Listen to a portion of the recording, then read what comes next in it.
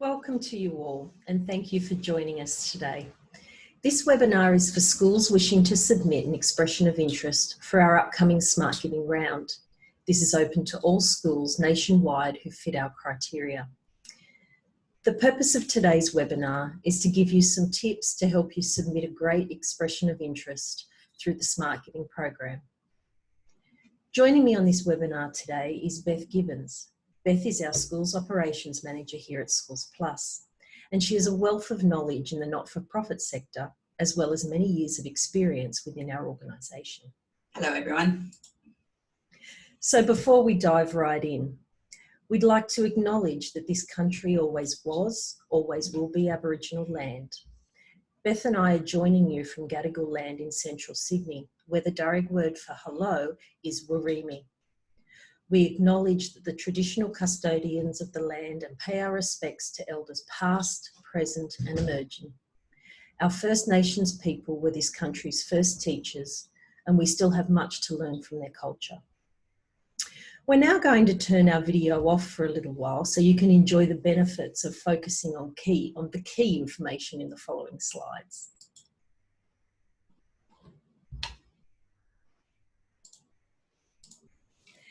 If I may give you a brief overview of us here at Schools Plus, our goal is to connect schools with donors. We are a registered charity with a DGR1 certificate, which allows donors the benefit of a tax incentive for donating money.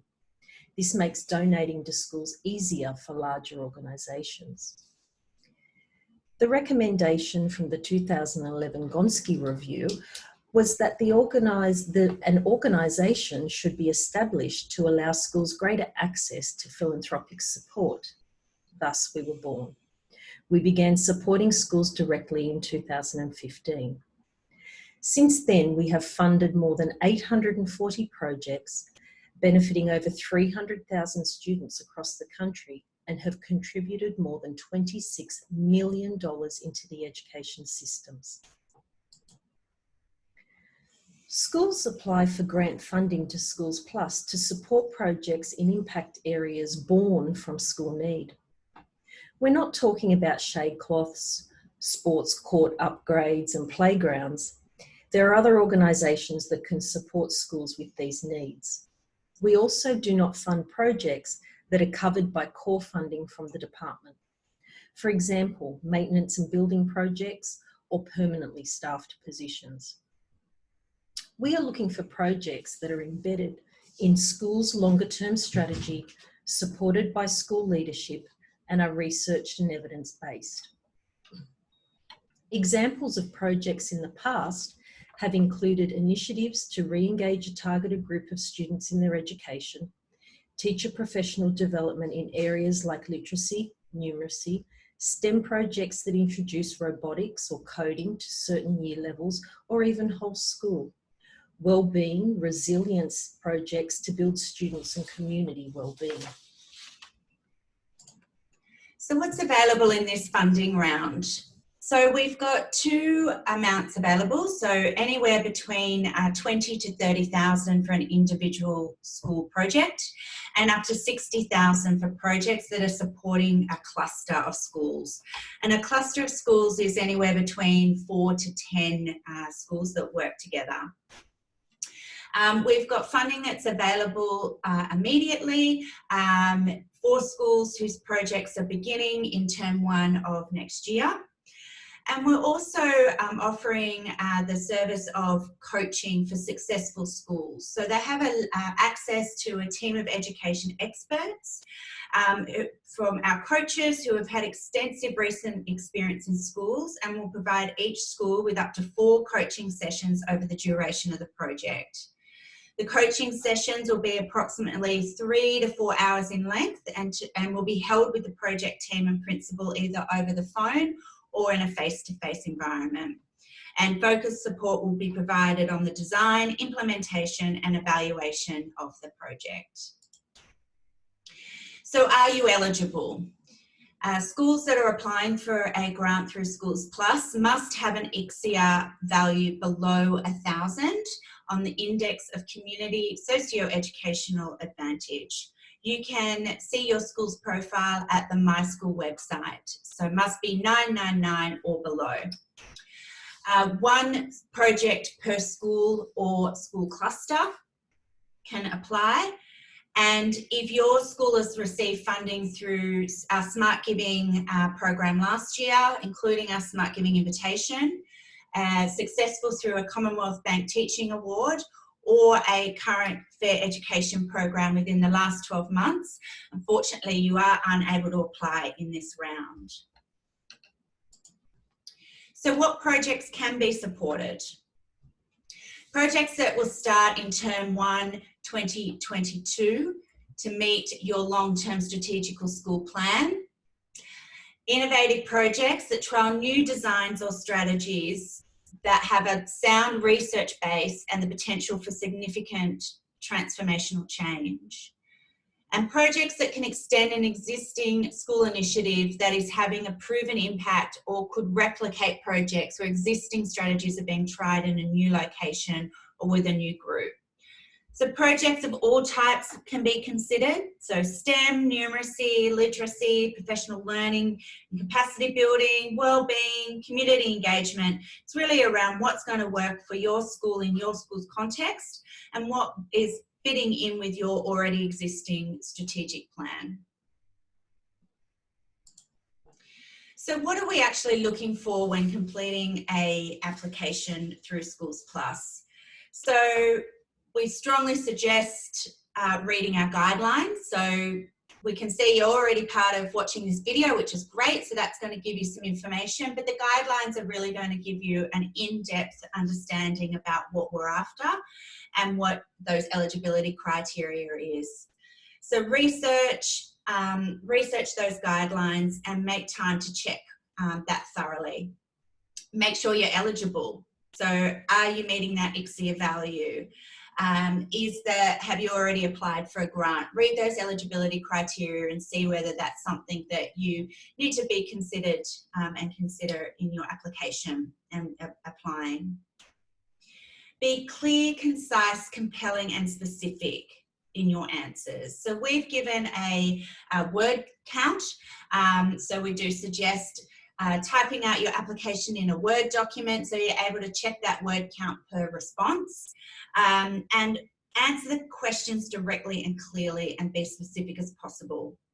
So for instance, saying our aim is to increase student attendance from 65% to 80% is much better than saying we aim to increase student attendance. So we're getting that direct information, we're seeing that baseline data, we're seeing where you are at the moment and where you want to go with that project implementation.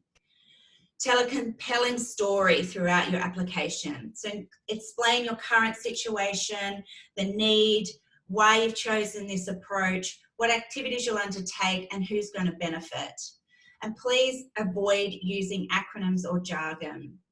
So write for a layperson and don't assume that we know everything about your school and we know every acronym that you've put in there. Different acronyms mean different things in different school settings. And include a clear and thorough budget. So we want to know how this funding is going to be spent. So you'll see on the application there'll be a response option for how much you're seeking from Schools Plus. There's also a response option of how much the overall project is going to be costing. And then where are you going to be finding that extra funding to help implement that in the school if there is a big difference between those two amounts. So we want to know the specifics about your budget items as well. So please explain the equipment that's going to be purchased. So 10 iPads, 25 textbooks, or the funding for the salaries if you are looking at salary funding. So it's 5 days at $400 a day, for example. And make sure your budget matches the activities outlined in the application. So again, it comes back to that storytelling. So what is it that you're doing? What are those activities? And then what are those budget items that relate back to those activities and what you're doing? And then, of course, don't forget to submit your application on time. So don't leave it to the last minute. We've had a number of situations where schools have called 5 minutes before or just after, and the internet's gone down, or a student's emergency or something in the school, and it has delayed them from submitting. So please work on your application. It's going to be available to preview. It's open for a 5-week period, so there's plenty of time to start that submission and submit it on time. So try not to leave that to the last minute. To compose a strong expression of interest, there are some key questions that you should be able to clearly answer. What I'm going to do is I'm going to take you through some of these key points now to assist you in your thinking. So you need to have a look at what is happening in your school community. This is a chance for you to give some context and background about your school. For our donors, it's useful here to know a little bit about your school, your student and community demographics, students' results or well-being, teacher, staff and practice.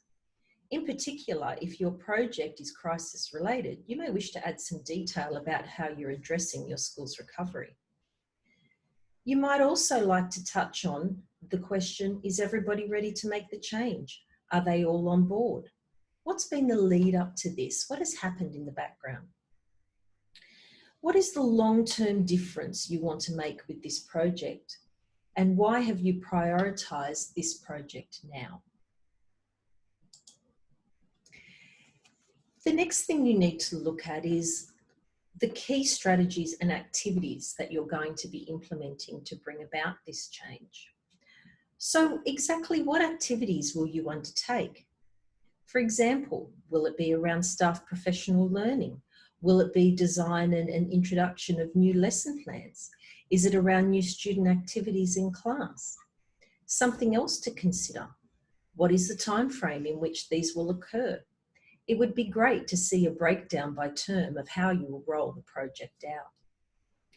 And think as well, what resources will you need to implement your strategies and who will be involved in those? Next, we move to how you're going to measure your success, your growth and your impact. So here at this point, what baseline data points are you working from? What's the evidence showing you at the moment?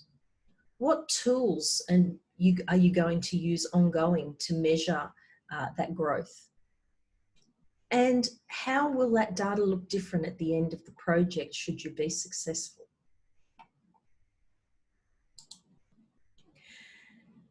And finally, one element that we're incredibly interested in is sustainability. So how will this initiative be sustained into the future? For example, if you utilise part of the funding for additional teacher time to make a project work, what's the consideration for where funding will come from after the funding period with Schools Plus draws to a close? It is hoped by us and by the donor that your project will grow and develop and be embedded in your school long after our funding draws to a close. During the assessment and selection of project, a low priority will be assigned to any application that does not address this sustainability element. So they're the key questions that we ask in our application form. So just a little bit about the dates and the process that we go through. So applications open 9 a.m. Monday the 12th of July and close Friday the 20th of August. So it's a 5-week application period. Once those applications are submitted, we'll have an initial assessment of all the applications that are submitted, and schools will be shortlisted. So schools will be notified in September after that initial assessment period. Shortlisted schools will then be further assessed by independent experts in the field of the project theme. The schools then selected from that selection stage will move to a phone interview. So this is the final round, and you'll have a phone interview in October. So there's no new forms to fill in, and we will seek to gather additional information about the projects that we might need for particular donors or for our understanding. There's usually around 3 or 4 key questions that we'll ask, and we'll send those questions beforehand. For those that have moved to that interview stage, we'll make the final selection of projects, and notifications will happen in November. We will aim to then have your first coach session conducted in term 4. This is where you'll be setting your initial strategies of the project and those that you're going to achieve through that project term. And then in term 1 of 2022, funds will be released pending that initial documentation that's been approved by your coach and submitted to Schools Plus.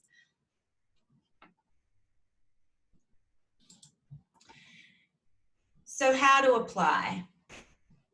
So as we said in the first instance, read those guidelines on the Schools Plus website on our Smart Giving page.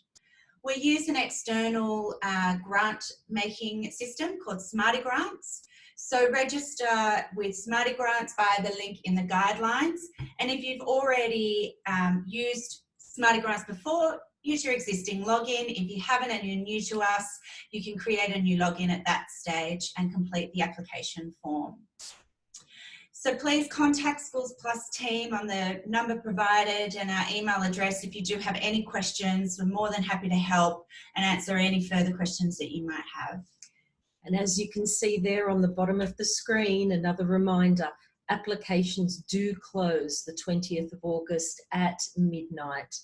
We're very sorry, no applications can come through after this time. This is a firm date. So please get your information together early and get that application done.